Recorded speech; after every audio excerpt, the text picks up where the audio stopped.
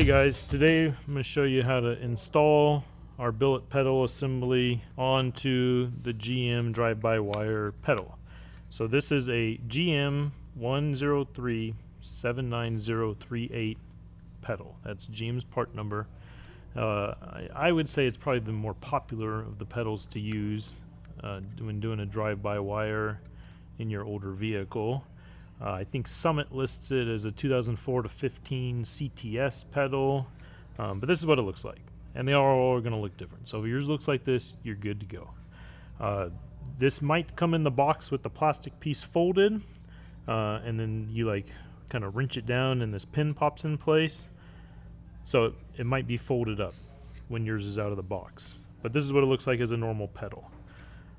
This is what you get from us. So you get the brake pedal, you get the gas pedal piece, the arm, the little cover piece for the arm, and a little bag of hardware. So these pedals here are two pieces. So you have the main body of the pedal. This is the brake one. So ours have a recess in the back of the brake pedal arm, and we designed these to fit in 56 F100s because that's what we have a lot of here at the shop that use these. So on those under dash swung brake kits, there's a little tab welded on there that the pad goes onto, and this recesses over that arm. So you almost don't even see that part. It just looks like the arm itself is coming right to the pedal. The other advantage to doing this, so now that hides the hardware for the pedal by putting the little insert on top of that bezel. So the other advantage is you can paint or brush or polish these to be contrasting. So on our prototypes, we made the bezels, we just polished them. The inserts we did black to almost make them look like rubber, even though they're not rubber. And then we took a block and we just sanded the high spots because we knew that our feet would wear them out eventually anyways, so we just wanted to start out that way. You could Cerakote these pieces, you could powder coat these pieces, you could paint them body color, you can brush them, you can polish them, you could engine turn them, I mean whatever you wanted. The opportunities are endless there. So this is the main arm piece that's going to attach to this pedal, and then the rest of the pieces are going to go on from there. So as you can see, the back of the main gas pedal piece has a recess in it.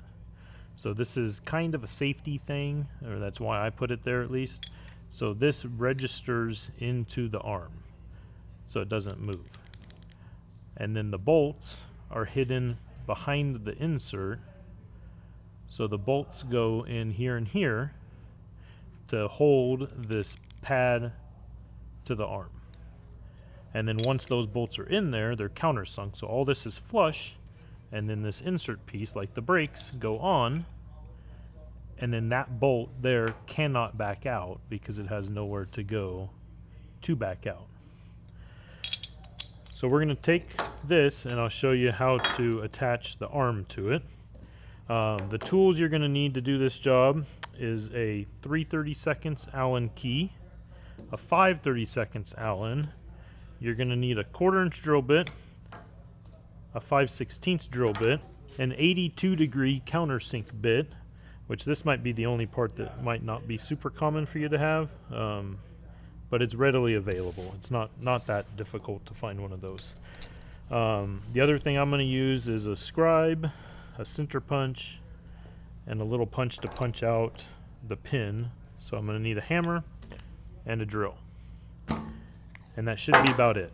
So let's get this in the vise. We'll hammer out the little pin, and I'll show you what to do next. Where the pin that comes through here has a head on one side, and then it's flush on the other. So you're going to punch out from the flush side towards the head side. So I'm just going to clamp the plastic piece in the vise because I don't really care about it. And then we're going to take our punch and we're just going to tap it out.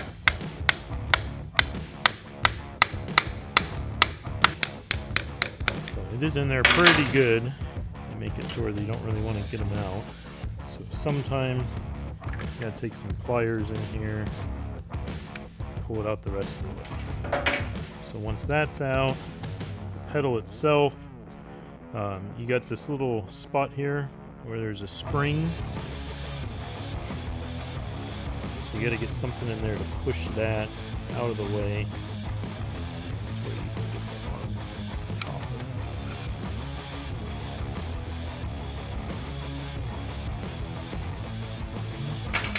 And walk into the other hole. Never had that one happen before.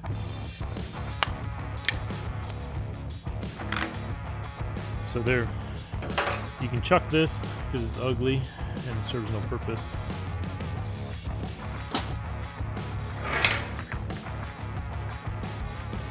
Just like Kobe. So now we have our billet piece here, and as you see, the hole that we took the pin out of actually lines up with one of the threaded holes on here. So we have to drill that out and we have to countersink it. That way the bolt head is flush.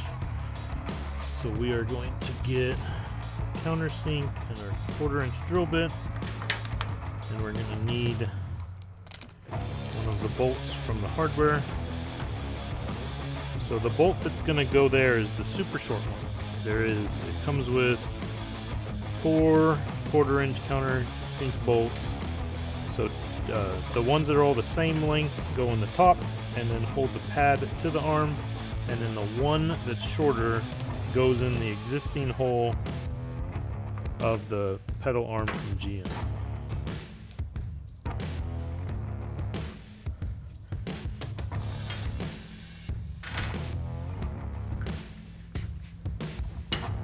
I'm going to go back to the vise,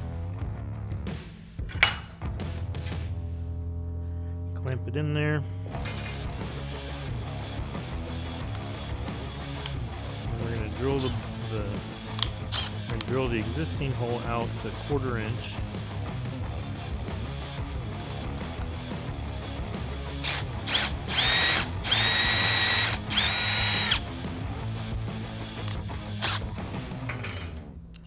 And then we're going to get our countersink bit.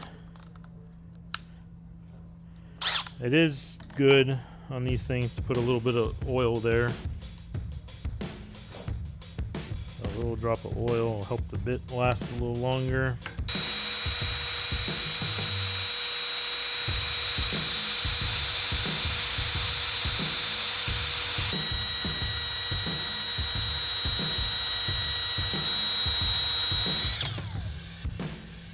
So when you do this, you have to make sure that the countersink is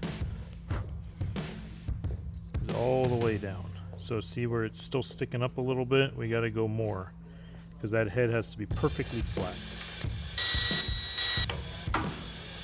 So now we're good. The head of the bolt is perfectly flat with the steel piece of the arm. Now we're going to take it. It leaves a small burr on the back side when you do this, so I like to just take the same bit the other way and just kind of deburr it a little bit. That burr could get it caught up and it might not fit right. This arm, you can feel that there's kind of some buildup there in the metal where it was kind of pressed and bent around. So that is keeping the bolt from going into the threaded hole. So I think it's mostly this little burr here, which wasn't on the last two that we did, but this one it is. So I'm just gonna just hit that on the belt sander and just knock that down a little bit to get that to line up right.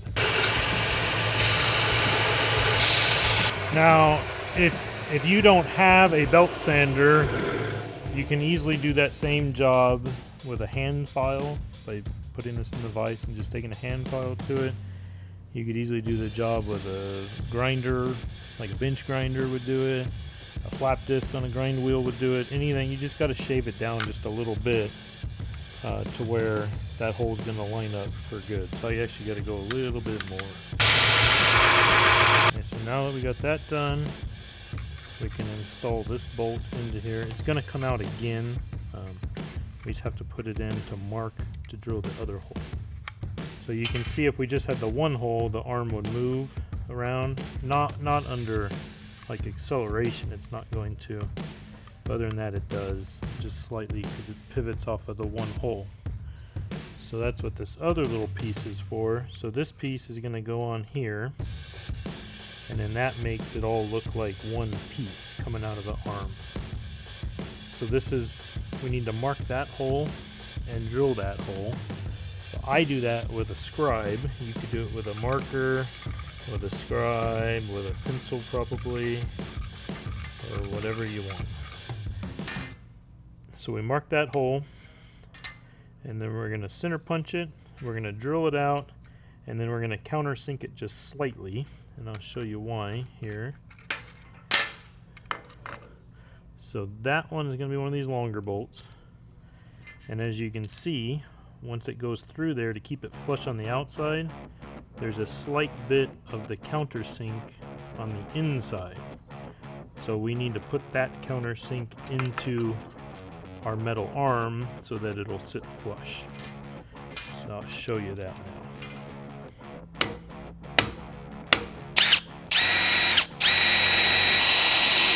Since this bolt hole is into the countersink a little bit, I'm actually going to drill it out a little bit bigger than 1/4 inch, even though it's a 1/4 inch bolt, just because of where the countersink part of the head's going to fit. So I'm going to drill it out to 5/16 now. That should be good. So again, I'm going to countersink the backside just to deburr it a little bit, so it sits flush. And then we can see on here, put the longer bolt in there, if it's going to hit or clear. We don't need to countersink it any additionally. So now we can put the arm on for good. When you use stainless steel hardware and aluminum, you always want to use some sort of anti-seize. So I just put a little dab here on a Q-tip. Let's get that one from this one. It doesn't take a lot, just keeps it from seizing up in the aluminum. So now this time, you can tighten this as hard as you can get it, pretty much. Put the little cover on there. The other little bolt.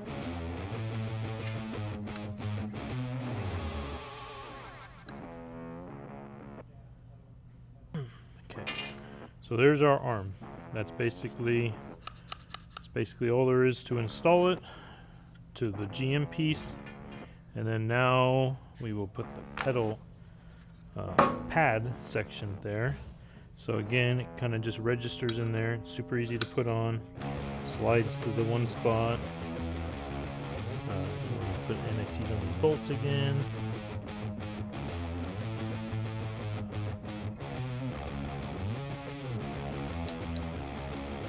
Okay, so now those are tight, and then like I said, so these are all flush now with this backing. So then when we take the arm, or take the insert and attach it in there, there's no way that those bolts will back out. So there's two holes where the arm, or where the insert attaches to the main pedal.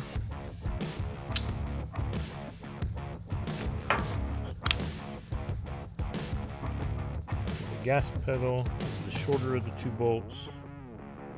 They'll probably ship with these bolts in them to keep the inserts and the bezels all one piece.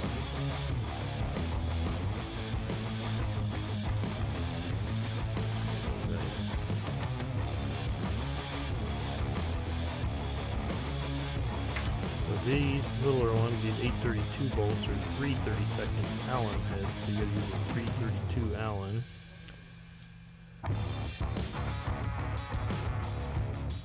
So there you have it. So that's our billet piece assembled onto the GM drive-by-wire throttle pedal.